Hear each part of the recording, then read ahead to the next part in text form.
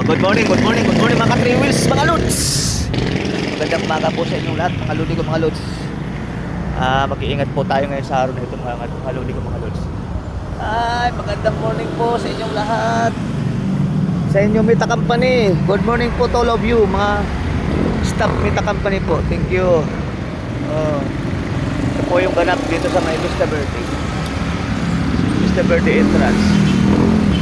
Marami pong pumapasok at lumalabas dito sa Vista Verde. Ang laki ng kinikita nito mga to. Pero yung kalsada di naman inaayos. Tupak-tupak naman pag pumasok ka sa loob. Grabe naman yan mga. Ang daming pumapasok na pera. Tapos pinababayaan yung mga kalsada nila doon na lumak-lumak. Ay nako, mga lodi ko, mga lodi talaga oh. Pilipino nga naman. Ito. Dami pumapasok at saka lumalabas. Pero di nila inaayos yung kalsada. Kaya pag duman ako, videoan ko para makita niyo mga lodi ko, mga lods. Dapat ini-espalto na rin yan.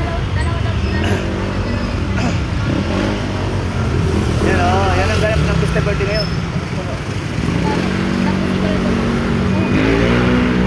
Okay, mga 3 wheels vlog, mga lodi ko, mga lods. Thank you very much for watching.